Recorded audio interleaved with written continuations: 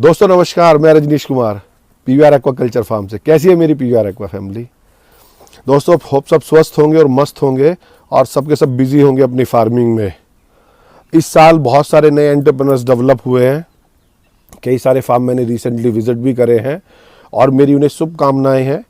वो इस इंडस्ट्री में कुछ नए माइलस्टोन सेट करें कि जिससे कि आने वाले समय में उनके जोन के, उनके डिस्ट्रिक्ट के काफ़ी न्यू यंग चैप्स उसे देख के इस बिज़नेस में आए और इस इंडस्ट्री में अपना योगदान करें।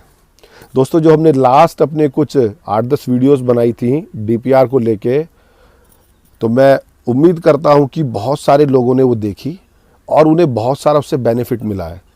क्योंकि बहुत सारे जो मैंने कमेंट्स के रिवर्ट करे हैं उससे मेरे को लगता है जो एक नॉर्मल आदमी सब्सिडी के लिए अप्लाई करता है या वो लोन के लिए अप्लाई करता है, उसे डीपीआर किस फॉर्मेट में बनानी है, क्या क्या लाइन आइटम इंक्लूड करने हैं, कैसे प्रोजेक्ट रिपोर्ट आपकी डेवलपमेंट कॉस्ट की बनेगी, कैसे ऑपरेशनल कॉस्ट की बनेगी।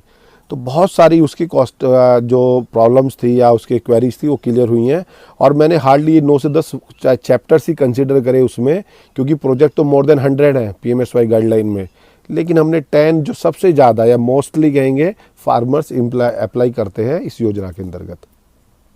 दोस्तों अभी रिसेंटली सबका कल्चर चल रहा है, सब फीडिंग करा रहे हैं, मछली ज़्यादातर सब ने स्टॉक कर दी है या कुछ नए स्टॉक कर रहे हैं और पैरेलली हैचरीज भी स्टार्ट हो गई हैं, तो लोगों ने स्पॉन सेमी फ्राई भी स्टॉक करना स्टार्ट कर दिया है। तो नेक्स्ट मेरी 5-6 वीडियो होंगी बीमारियों को लेके, क्योंकि काफ़ी लोगों को ये बड़ी प्रॉब्लम आ रही है या वो कमेंट करते हैं कि उन्हें यही नहीं पता चल पाता कि जो नॉर्मल किसान है कि उसकी मछली स्वस्थ है या बीमार है। तो वो जस्ट कमेंट लिख देता मछली ने खाना नहीं खाया, मछली की आँख मोटी हो गई है, पेट फूल गया है। तो दोस्तों हमें एक बेसिक एक लिस्ट बनानी पड़ेगी अपनी कुछ 9-10 पॉइंटों की, जो एक आम किसान, एक लेमैन किसान, एक ग्राउंड लेवल का किसान वो समझे कि मछली स्वस्थ है या बीमार है, हष्ट पुष्ट है या कमज़ोर है। हमें उसको चिन्हित करना पड़ेगा। तत्पश्चात ही आप किसी से कोई एडवाइस मांग सकते हो कि हमें उसको क्या मेडिसिन दें, क्या वाटर को ट्रीट करें, क्या फीडिंग स्टॉप करें।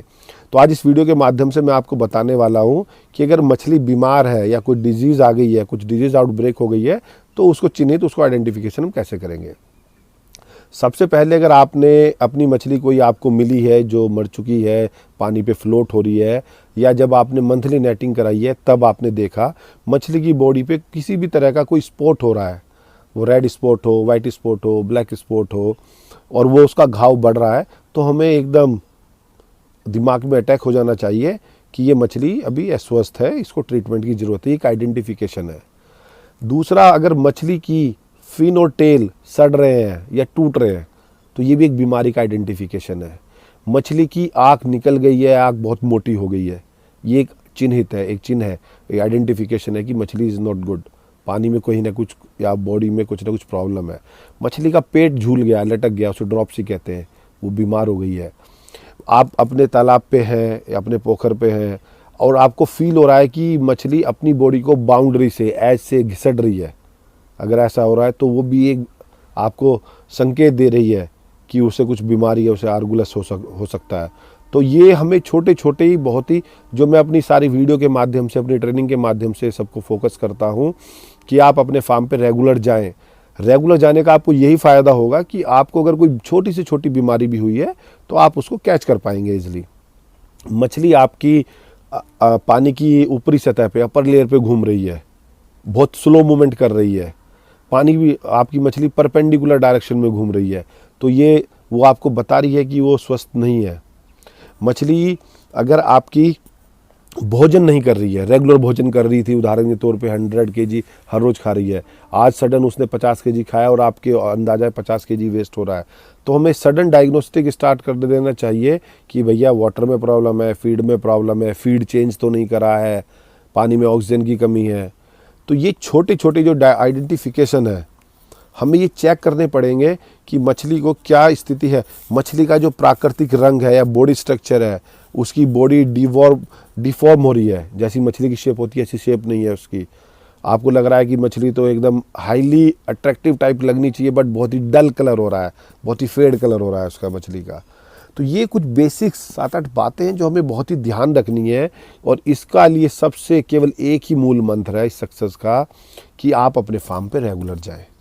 जब आप फार्म पे रेगुलर जाएंगे तो आप देख पाएंगे कि मछली अपनी बॉडी का संतुलन खो बैठी है। तो ये सब आपको फ्रीक्वेंट विजिट एक ओनली सॉल्यूशन है। ये आप कैमरे से भी नहीं देख पाएंगे। आप अपनी लेबर से पूछेंगे, वो कहेगा सब चीज़ परफेक्ट है।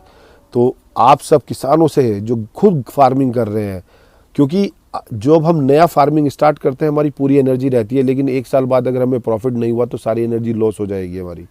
तो उस एनर्जी को रिटेन करना, उस एनर्जी को मेंटेन करना, तो आपको फ्रीक्वेंट फार्म पे जाएं, अपनी मछलियों का स्वास्थ्य जानें, और अगर कोई प्रॉब्लम आती है तो उसका इलाज हम स्टार्ट करेंगे। लेकिन हमें पहले एक्चुअल बीमारी पता होनी चाहिए, तभी हम उसका इलाज करेंगे।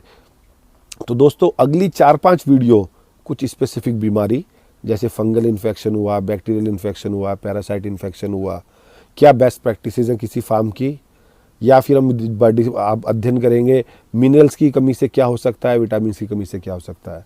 तो बने रहें अपने PVR एक्वा यूट्यूब चैनल पर, और वीडियोस को ज़्यादा से ज़्यादा शेयर करें। जो आम किसान भाई जो मिस कर रहा है ये बहुत ही इंपॉर्टेंट इन्फॉर्मेशन, नॉलेज, उसको भी पता चले, और वो भी अपनी मछलियों को ज़्यादा से ज़्यादा पर एकड़ पर हेक्टेयर उत्पादन निकाल सके। क्योंकि मछलियों में आपको जो लॉस के 2 मेजर इम्पैक्ट हैं, मछली चोरी होना या मछली मर जाना, आपको ये दोनों ही पकड़ के रखने हैं।